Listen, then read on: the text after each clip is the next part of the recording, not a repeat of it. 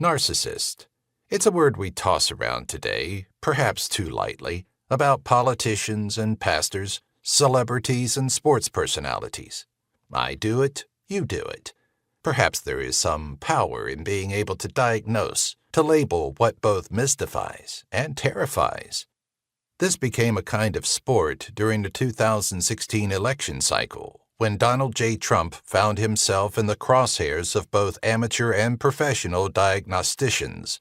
Among many others, John Gartner, a Johns Hopkins University Medical School psychologist, made the controversial contention that the leader of the free world is a malignant narcissist, demonstrating features of aggressiveness, paranoia, grandiosity, manipulation, entitlement, projection, and more. It is not my task to diagnose the leader of the free world, but it's true enough. Narcissism in the public sphere can be dramatic and grand, a spectacle to behold, and even traumatic to experience. When we experience narcissism personally and relationally, the toxic effects are painful and crazy-making. Perhaps he's the church planter whose charm and sense of authority appears compelling, but whose leadership style produces a relational debris field, or the spouse whose controlling behavior makes you feel unsafe and crazy, or the committee chairwoman whose team walks on eggshells. When narcissism invades the space of family, work, or church life, the impact is dramatic and traumatic. That's why I think a book like this is important. We need to talk.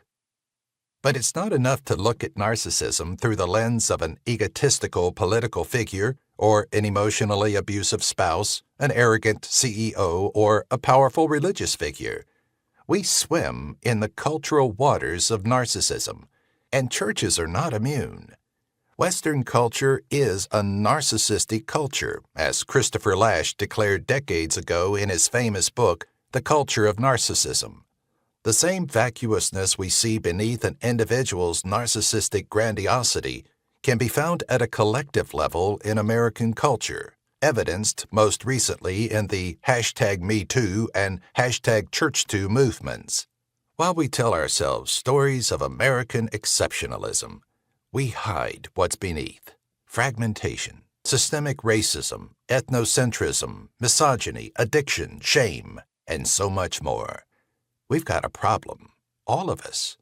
It's an us problem, not a them problem.